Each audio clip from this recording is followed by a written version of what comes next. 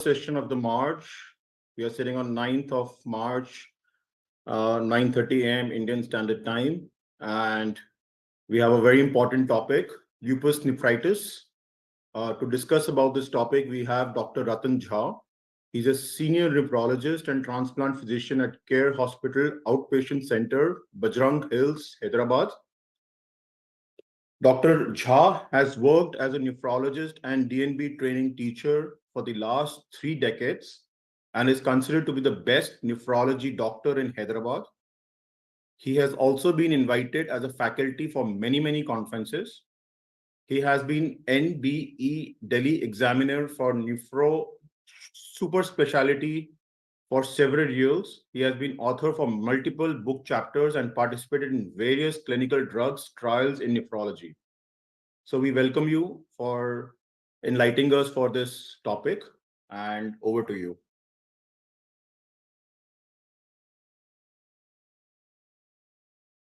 Good morning to all of you who are in India and or in the Southeast Asia, and maybe good evening for those who are in the Western zone.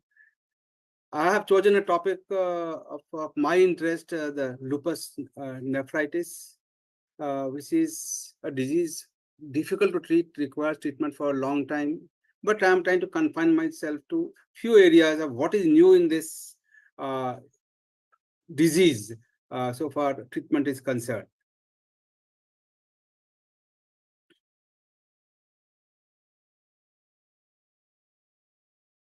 Not moving.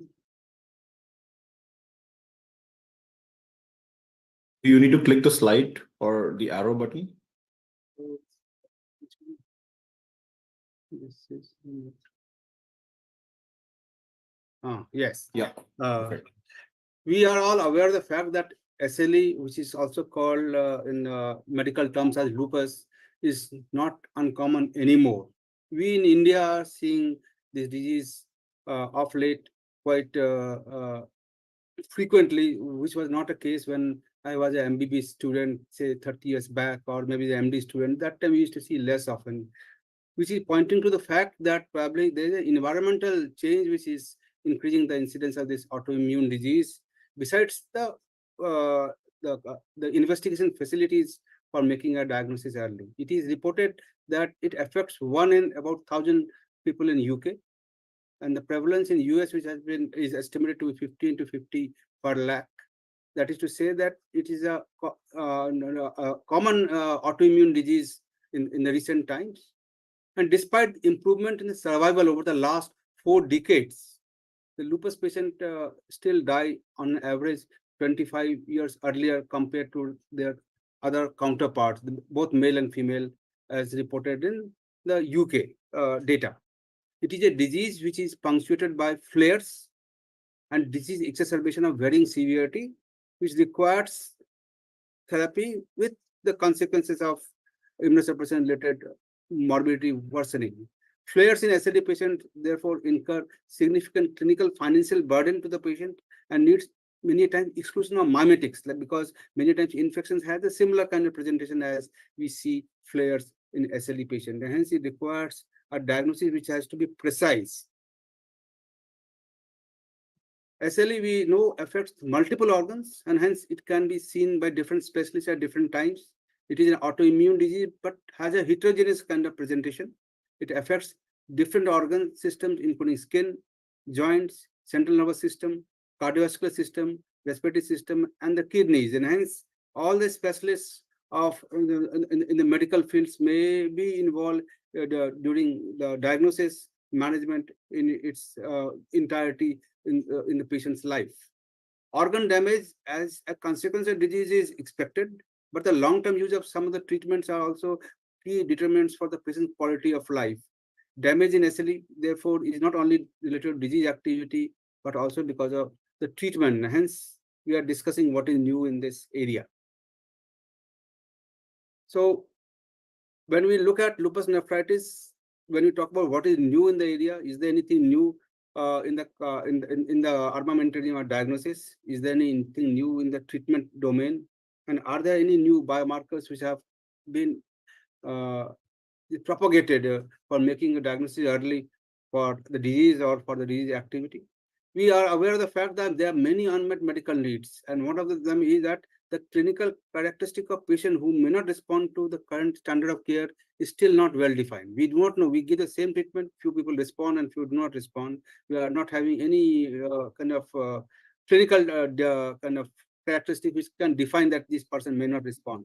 There are certain specific situations like childhood onset lupus nephritis, antiphospholipid antibody syndrome, or membranous, that they have to be treated anyway different from the common garden variety of glomerular disease related lupus nephritis is still a point of research, because we treat many of the disease in a similar manner.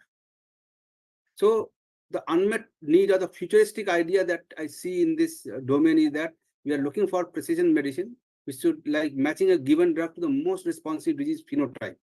That will be the future of lupus nephritis. For example, anifrolumab in SLE patients was reported to have a best kind of response in people who have high interferon signature. That is, a kind of interferon alpha is levels are higher in such patients. They respond best to this drug.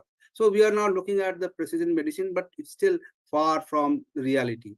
Emerging therapy at this point of time in lupus nephritis is focusing mainly on induction agent. That is what is the agent to be given in the beginning of disease control, but the less on maintenance therapy, because that is the area which is still very few drugs are being talked about in SLE.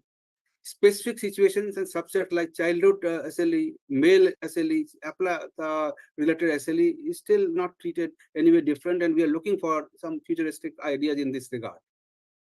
So coming back to lupus nephritis, it is a disease which develops in almost 40 to 60% of patients over time who are followed up with SLE. Preventing kidney damage in SLE has a long-term prognostic implication, because this is the one of the commonest thing which ultimately leads to a poor quality of life and many times a mortality. Currently, the standard of care, which is corticosteroid plus other immunosuppressant in different combination, which has improved the survival over time in last 4 decades from 17% at 5 years to 80% in those treated. Though the burden of drug toxicity is also seen with this kind of therapy. It has been reported that 10 to 30% of patients who are followed up with for lupus nephritis develop kidney failure within 15 years. The term kidney failure means they require dialysis, a dialysis-dependent kidney failure. So when we look at in a simple way, what is the impact of SLE on kidney disease? Lupus nephritis is considered to be one of the frequent and serious complications of SLE patients. It develops early. It develops within 5 years in most of the patients after the SLE diagnosis. The incidence of lupus nephritis is around in 10 years time, the patients who develop lupus nephritis, 4% will develop end-stage renal failure. But if you're looking at the only lupus nephritis patient in the follow-up, 10% will develop it over 10 years. The lupus nephritis is associated with threefold increased risk of death, and it's not only because of disease of kidney disease, but because of the treatment of kidney disease, infections, and other cardiovascular events. Beyond, if you look at the end-stage renal failure, it has been reported that up to 30% of patients of SLE will ultimately develop kidney failure if they live long enough. The diagnosis of SLE over time has changed, and earlier we were relying more on the American College of Rheumatology 1997 criteria, where 4 of the 11 clinical or a lab criteria was to be satisfied. But over time, the SLIC criteria, that is the Systemic Lupus International Collaborative Clinics 2012 and ACR ULR criteria 2017 has developed, which has having a 7 domain, and the one domain which is constitutional domain of fever has been added in the latest criteria, which is given a point, and based on those points, people are classified to develop cluster to have a diagnosis of SLE. And one of the basic criteria for all these things is that patients should have at least an ANA based on the immunofluorescence and the titer of 1:80 before, and the clinical support to make a diagnosis of SLE. So this is the diagnostic area which has changed over time, and still the same thing is being utilized to make a diagnosis for SLE or for the exacerbation of SLE in the follow-up when the disease comes with a bang. So the lupus is diagnosed, or even the flare of lupus after the remission is diagnosed, based on these criteria of combination of symptoms, signs, and tests. For diagnosis of lupus, based on the criteria, is that we should have an ANA positivity and a score of 10 based on the latest criteria. ANA positivity should be more than 1:80 titer, and 10 points in the latest 2017 SLIC criteria should be there, or the ULR criteria. In case the points are less, it is called an undifferentiated syndrome, and it has to be followed up for a time to understand whether things are evolving. Flare of SLE after the disease has become quiescent or has decreased is diagnosed by the increased activity in more than one domain. That we have talked about, there are 7 domains of making a diagnosis of the SLE, clinical domains. At least there should be increased activity in more than one domain. For example, kidney domain and skin domain. 2 domains, if there are increase in activity of symptoms or signs, that means the disease has come back. So the combination of symptoms and signs and tests is important to make a diagnosis of SLE, which can be any kind of criteria can be utilized based on the remembrance that symptoms and signs based on ACR 97 or SLIC 12 or ULR 17. All of them have been validated. We use ULR criteria to make a diagnosis of SLE. Lab evidence of NA positivity of more than 180 is very important. And if it is associated with increased double-stranded DNA and low C3C4 activity, it is a kind of marker of disease activity and the flare in the follow-up. We need to have an appropriate biopsy evidence, like a renal biopsy or skin biopsy as may be required, or a radiological evidence of a damage in the form of X-ray, CT scan, and MRI to supplement the diagnosis of SLE disease activity or a complication of disease therapy. But one has to remember that there is hardly any kind of a category where ANA negative lupus is talked about. That was a earlier kind of description of 95% being ANA positive and 5% could be ANA negative. But a patient who is treated for SLE, the ANA negativity could be seen as shown in the slide. One of the common reasons for ANA negativity could be the patient has gone into remission. That is one of the reasons for ANA negative in a patient of SLE in the follow-up. Though anti-B cell therapy like rituximab, or a patient who is on dialysis they may have an ANA negativity. There are other reasons which I mentioned, like person having heavy proteinuria antibody may be lost, or there are other kinds of SLEs where the markers are not nuclear, it is in the cytoplasmic domain, or titers are too low to be picked up. So American College of Rheumatology has given these 7 reasons when you may have an ANA negativity in lupus, and you should not feel that that may be the only reason to exclude the disease. But that is one of the basic criteria to making a diagnosis in an appropriate setting. The diagnosing a flare in SLE after the disease has been treated is always perplexing, because the disease is multi-systemic in nature, and the signs and symptoms which are seen in the flare have very low or very at the most modest specificity for its association. So it should be always discriminated from other conditions such as infections and drugs of toxicity before we make a diagnosis of a lupus flare in a patient who has been treated for the disease with standard of care. The burden of flare in this disease is quite high, and it has been reported that within 1 to 2 years after the patient has been treated with getting into remission, 20 to 25% of people may have a kind of rebound of the same kind of domain activity. And 40 to 66% of patients can develop this disease over 5 to 10 years as a flare effect. And it has been reported that 70 to 80% of flares are only mild or moderate.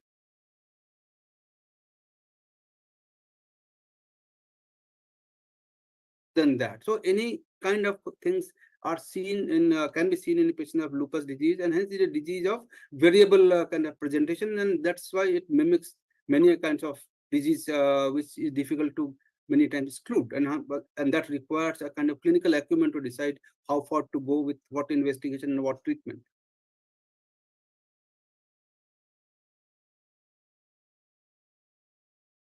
So in this regard, when we are looking at the disease flare, we were looking at various biomarkers, and we're looking still at emerging biomarkers. The traditional biomarker is anti-double-stranded DNA. When it is high, we consider that the symptoms could be because of the lupus flare. But there are many other emerging kind of biomarkers which are shown in the slide. The ALCAM, that is adhesion molecule, leukocyte adhesion molecule, which is also emerging as a very important biomarker. CD16, IgG, and many other biomarkers are mentioned in the slide, MCSF and NGAL, but they are not yet emerged as a tool to make a diagnosis, but it is being explored in the research domain. The three traditional biomarkers which are utilized in our day-to-day practice is anti-double strand DNA, complement level low, and C3 and C4. And this is linked to an increased disease activity. But the emerging biomarker that we talked about, that activated leukocyte adhesion molecule, is the ALCAM, is NGAL, VCAM, is also being utilized in research domains to see whether the combination of things can make a better diagnosis of lupus flare.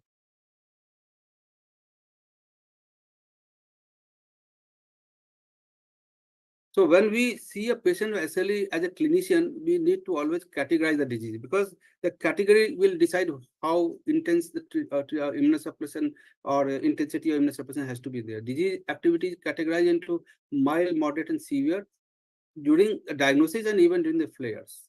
Mild disease activity is a disease activity where patient looks clinically stable with no life-threatening organ involvement and manifesting mainly as joint disease or arthritis or mucocutaneous lesions or mild pleuritis.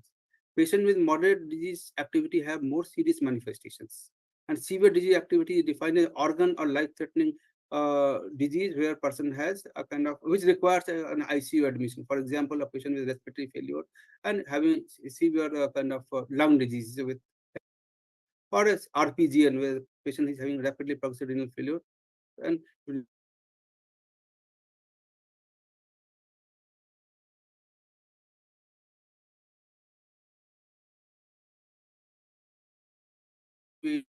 last 2 years. Like this is a female patient who was a class 5 lupus in total remission and had gone for a pregnancy as per the planned pregnancy. And as during the pregnancy, as she had some bleed, patient was put on uh, hormonal therapy. Following the hormonal therapy, there was a disease this activation, the post hormonal therapy, moderate flare during pregnancy, and it required a methylprednisolone therapy in low dose to control the disease activity, and patient had a kind of uncomplicated delivery.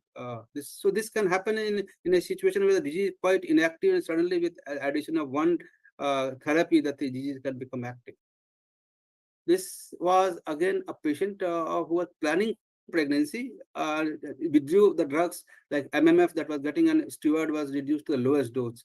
And what was happened that within 2 to 3 months, patient came with breathlessness, and what we see in the X-ray chest as well as CT scan is a large amount of pericardial effusion, which was initially construed as possibly tubercular, but it was a disease activity of lupus nephritis, and patient ultimately received methylprednisolone with MMF with improvement in the general condition. The patient in the follow-up for last 6 months without any problem. So the disease can suddenly become active, the drug is discontinued. That is the message from this 2 cases that I wanted to show you. This is a patient postpartum presenting after the cesarean section with acute breathlessness and admitted in cardiology ward, thinking that this patient is having a kind of pneumonia. What we see in the X-ray chest is a kind of waist-shaped opacity, which was a kind of pulmonary infarct, which is supported by CT scan, which was due to undiagnosed SLE with Apla syndrome, which was treated subsequently. So this is just a CT scan of the same patient. What we see in the CT scan in the left side of the kidney is visualized with the contrast, while the right side kidney is looking black, or that is an infarcted kidney with a thrombus in the inferior vena cava. So inferior vena cava thrombus presenting with pulmonary thromboembolism post cesarean section, mimicking like a pneumonia, but it was a pulmonary thromboembolism associated with Apla syndrome and SLE postpartum. So the disease is common in females. The 3 patients that I showed, all of them were females. So SLE is a disease of females usually, and it is believed that hormone, particularly the estrogen, has something to do with the increased kind of disposition. So there are many other kind of reasons why it is more common in females, but it can be seen in males as well.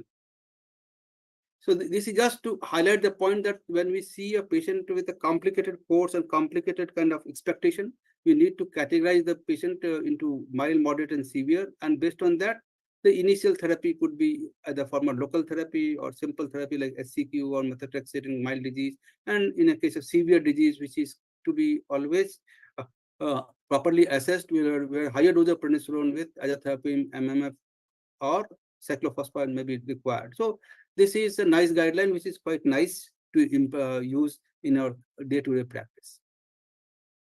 So as a nephrologist, when we see a patient in the follow-up, there's a kind of uh, abnormality in the reports, we try to talk about renal flare as two categories of renal flare, which is a proteinuric flare, where the proteinuria increases, and the proteinuria increase is said to be quantified as proteinuria more than 2 grams with no hematuria. And nephrotic flare is based on presence of increased number of RBC with change in the creatinine from the baseline by more than 30%. The nephrotic flare or a proteinuric flare may be treated a bit differently depending on the histology, but that has to be always followed up to decide whether treatment is making a difference or not. So that when we try to treat, we treat to target, etc. That is the approach for any kind of disease which requires a long-term therapy. And when we are trying to treat SLE patient, we should not only treat the organ, etc. We should ensure the long-term survival. We should prevent organ damage and optimize the patient's quality of life by looking at the drug toxicity and the comorbidities. In this regard, the definition of remission, the Doris Task Force has defined various kind of things to make the clinician comfortable to decide which kind of therapy is required. The critical domains which is under the consideration for Doris Task Force has been clinical disease activity, surgical activity, duration, and treatment. Remission is defined as absence of major symptoms and signs of SLE that we talked about in the EULAR criteria. There's a term called remission on therapy, where patient is having some abnormality in the urine report or blood report, but patient is not having any clinical signs and symptoms of disease activity on low dose corticosteroid. So there is a term which is called serologically active and clinically quiescent SLE, where a person has to be followed up more closely to decide when to increase the dose of immunosuppression. So there are various facets of treatment in a patient of SLE which has to be appropriately understood. So in this regard, the KDIGO, that is the Kidney Disease Improving Global Outcome 2024, has given practice guidelines for lupus nephritis, it is a kind of visual abstract to summarize the findings. It is said that when you make a diagnosis of lupus nephritis, biopsy is required only when patient is stable with a proteinuria more than 1500 gram per day, or patient has active urinary sediment in the form of presence of RBC with cast or decreasing eGFR. So there has to be, if a patient has a proteinuria less than 500 gram, it may not require a biopsy. The general measures have to be employed in all categories of patients, like using the hydroxychloroquine unless it is contraindicated, looking at the cardiovascular risk and delaying the cardiovascular risk and delaying the CKD progression by the standard of care, like the BP control with RAS blockade, using SGLT2 inhibitor as is appropriate, because that is one of the therapies which have been incorporated recently, preventing AKI by giving the appropriate drugs which are not nephrotoxic, and looking at the dyslipidemia, which is commonly associated with the use of high dose prednisolone. The use of this GNR analog or sperm oocyte preservation is also part of therapy in people who want to become pregnant in future when they are getting cyclophosphamide. But cyclophosphamide dose should never be exceeding 36 grams. Ultraviolet light exposure has to be reduced. They have to use umbrella when going in the daytime, or use appropriate screen that for the facial screen, that is the sun protective factor more than 40, to treat the bone density and fracture risk, and vaccinate the patient, because that is also a thing which kills the patient because of infection. Class 1 to class 5 lupus nephritis is treated in a different way. We do not treat class 1 and class 2 lupus nephritis with high dose of any immunosuppression.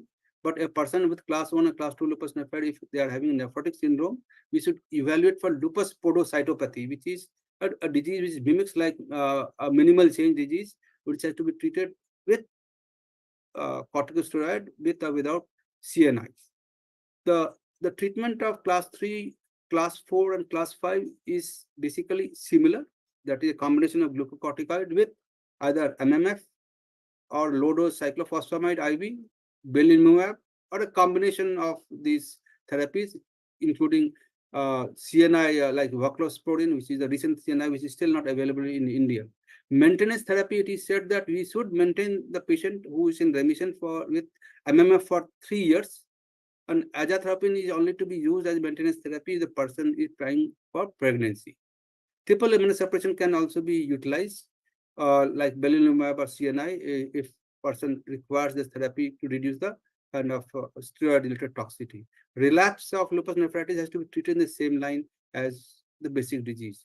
The term resistant lupus is still not fully understood. It is said that the disease is not getting controlled after 6 to 12 months of therapy. That is called resistant lupus. But before we make a diagnosis of resistant lupus, we should verify the adherence to treatment, ensure adequate dosing of the drugs before we say it is drug resistant. We may need to repeat a biopsy to see that the resistant lupus, is it already a kind of burnt out lupus with chronicity, or there is some other diagnosis which is why the treatment is not responding. If the person is active, one has to switch to other therapy which have not been tried, like persons who are not received rituximab or biologicals, that will be tried, or extended dose of IV cyclophosphamide, or patient has to be part of some trial in case they are not responding to therapy. Pregnancy in lupus nephritis is to be avoided till the lupus nephritis is inactive for 6 months, because this is a common concern in people who are having lupus nephritis in young age. This one need to continue hydroxychloroquine throughout the pregnancy, with aspirin to be started within 4 months of pregnancy. Steroid and azathioprine can be utilized if required, and kidney failure and lupus nephritis will require a usual kind of dialysis followed by transplant as is appropriate. So that was the KDIGO guideline of 2024.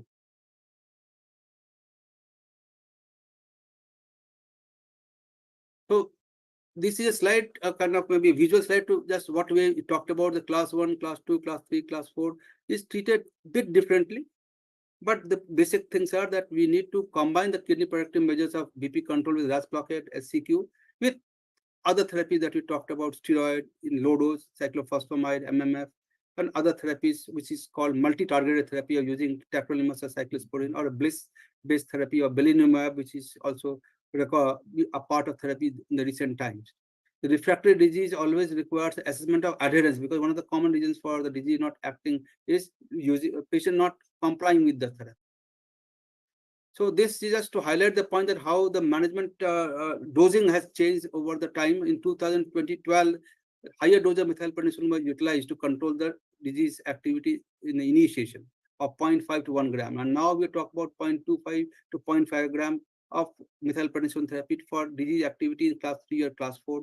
And cyclophosphamide earlier used to give a higher dose based on the NIH criteria of 0.5 to 1 gram per meter square. But now people talk about 500 milligram of only cyclophosphamide to be given every 2 weeks in case we are not using oral mycophenolate. So the dose of mycophenolate is 2 to 3 grams. We commonly employ 2 gram dose in the initiation and maybe 1 gram in the follow-up when the disease is inactive. So duration of immunosuppression or cessation is also an important concept. And at the moment, this is the area, gray area. Optimum immunosuppressive drug tapering and withdrawal is still crucial for reducing the risk of SLE flare and relapse. Discontinuation or switching from MMF to less potent drug like azathioprine or calcineurin inhibitor early has been known to be associated with increased renal response and carries twofold increased risk of subsequent failure if it is done within 2 years. And hence, 3 years is the guideline to discontinue the drug at the moment. It is said that patients who are having non-renal lupus, 2 to 3 years will be the duration of therapy before we recommend the drug to be discontinued. And 5 to 7 years is the optimal therapy in lupus nephritis as per the other guidelines from Canada. Though the KDIGO guidelines say at least 3 years of is the duration of therapy for discontinuation. So when we talk about what is new in this domain of lupus treatment, that approach is now being tempered with different ideas. We are not talking about cytokine targeted therapy, that is a therapy which is looking at cytokine, the anti-interleukin 1 monoclonal antibody like anifrolumab. This is now being explored, and this has been found to have positive results in the recent trials. B-cell depletion therapy like rituximab, or the other generation of B-cell therapy, the monoclonals like obinutuzumab, ofatumumab, and ocrelizumab. Anti-B-cell activation therapy, that's the BAF therapy, the belimumab, and other drugs which are acting at the same pathway. Co-stimulatory blockade like iscalimab, or anti-plasma cell therapy like botizumab or ixazomib. Other complement targets are also being explored, or the tyrosine kinase targets, or CD6 monoclonal antibody like itolizumab. So these are the areas of newer research where the target therapies are being looked at. And at this moment, uh, these therapies are still experimental. What is shown in this slide is that because of the dysregulated this cell death, apoptosis, the dysregulated apoptosis because of various reasons, including viral infection, the nucleic acid which is released can activate the dendritic cells, and which, as a kind of downstream kind of signaling of various pathways, can produce an auto antibodies which is detrimental and which can be blocked at different levels as shown in this slide, at the level of B cell, at the level of T cell, at the level of CD20, or at the level of BAF, or at the level of plasma cell. So these are the areas which are at the level of tyrosine kinase inhibitor. So these are being explored, and at this time, this is a slide which summarizes that what are the areas which have been found to be useful. Like in the Aurora trial, it was found that patients who are on voclosporin was found to have a better kind of response. Similarly, the seculizumab, which is acting at the level of interleukin 17A, is found to have a kind of positive report. The Nobility trial have found that this obinutuzumab, which is a drug which is similar to the rituximab, was found to be useful. Belimumab, which is acting at the level of Bliss factor, is also found to be useful. And similarly, anifrolumab that we talked about, the type 1 interferon, which is released after the activation of this primed dendritic cell, was found to be a kind of positive trial. So there are various areas of trials which have been shown in the slide, which is a newer therapies for lupus nephritis and has been approved by FDA, but has not been yet incorporated in the day-to-day practice of lupus nephritis. CART therapy, that is a therapy which is utilized, which was usually which were earlier utilized for treating various kinds of malignancies, is now being talked about in the context of uh, treating resistant lupus, where the patients this leukocytes are separated, and by genetic engineering they insert certain genes which ultimately tries to kill the cells which are toxic for the body, and thereby it tries to control the disease. And this anti-CD19 CAR T cell therapy was found to be efficacious and tolerable in patients who were refractory to SLE. Being now explored in the context of resistant lupus, and this is a therapy which can be utilized in a kind of in a kind of experimental setting, as well as in the lupus trial setting, where these patients are not responding to therapy. So this is a kind of incorporation of ideas from treating malignancies. Bliss therapy, this is just a cartoon to show that what has been found in this trial, that when the patients were added belimumab to standard therapy, it improved the kidney outcome in patients with lupus nephritis. So this could be a triple drug combination, like we are using steroid, we are using MMF and belimumab to control the disease activity and quickly reduce the steroid dose.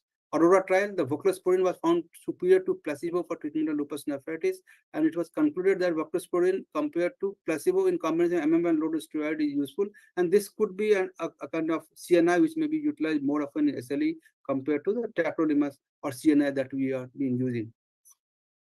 So this is just to highlight the point that SLE is still a disease which is evolving over time, with the treatment options which are changing, and there are various trials which are there based on which the recommendations have come. And we are looking for newer trials which will be a kind of targeted trials for precision medicine in the patient of SLE.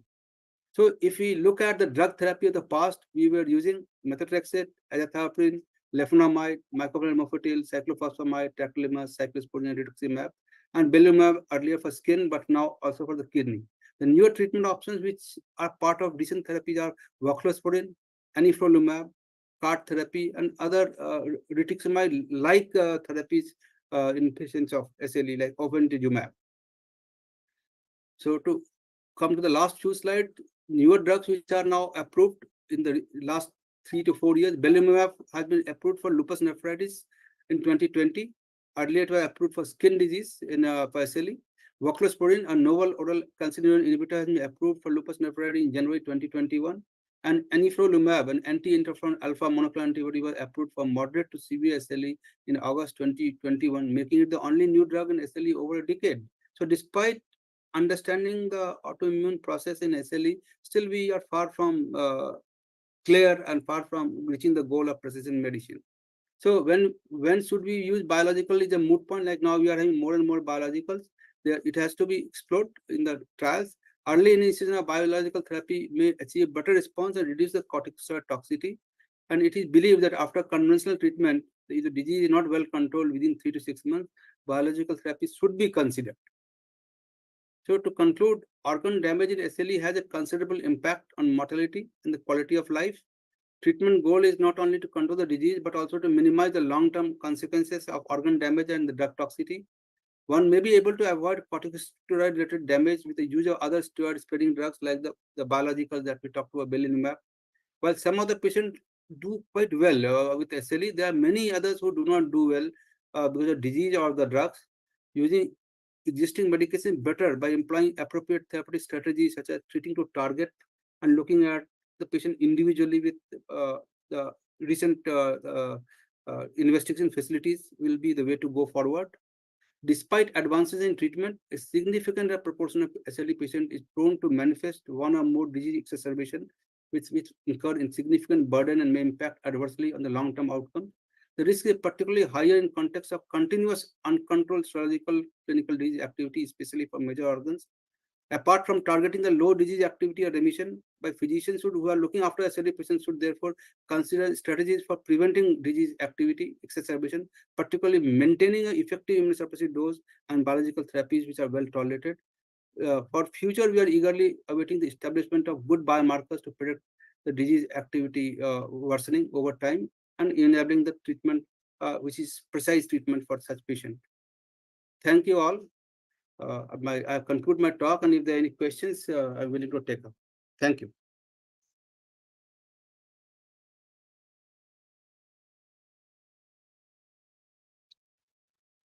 Thank you, Dr. Jha. Thank you. I would like to open the question answers on the floor. Yeah.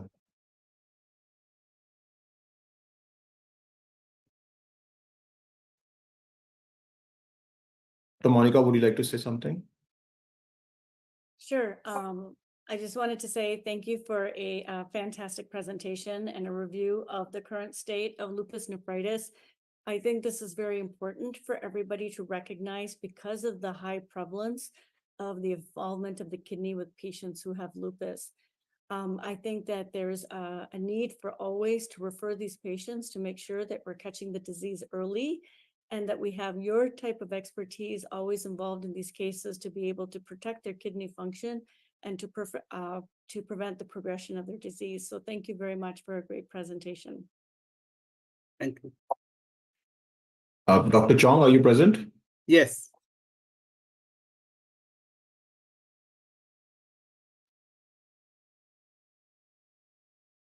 I think he might have a patient. Dr. Chong? Yes. Oh, Dr. Chang, you say. Yeah. Hi, I'm sorry. I'm with a patient at the moment, so I've got to excuse me for a minute. Yes. Thank you very much, Dr. Jha. I listened to part of it just now, and it was excellent.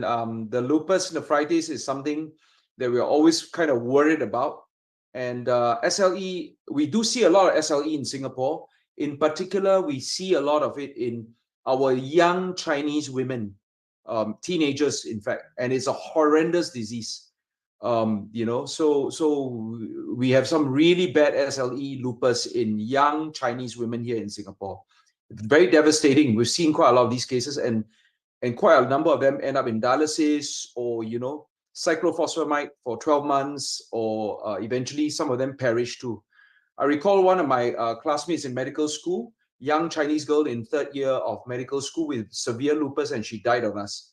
So yeah, lupus nephritis is something that we are always very worried about and very, very careful about in Singapore, because we have a particularly bad disease in a subpopulation of our people here. Thank you. Sorry, excuse me. I got to go see the patient now. Thank you very much. Thank you.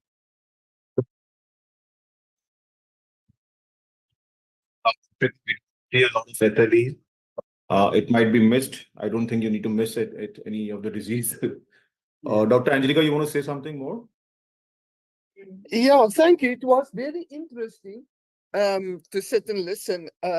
I was trying to think, have I ever seen an SLE nephritis? And I can't bring anything to mind. So only two possibilities. We either miss it big time here in general practice, but I also I'm trying to think, we don't have a lot of SLE patients in the general day-to-day patients that we are seeing.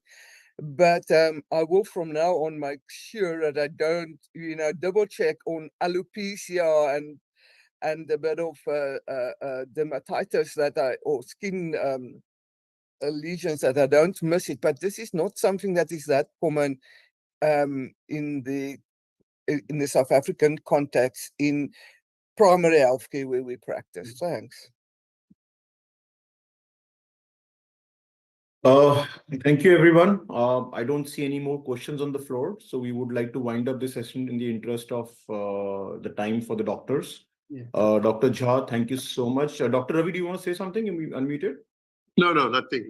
Thank you. Okay. So, we would like to wind the session. Thank you, Dr. Ratan Jha, Thank you. for your wonderful, insightful information on this topic. We would like to have you invited for many, many more forums. Thank you for your time, and everyone else, thank you for joining. Stay tuned. Thank you.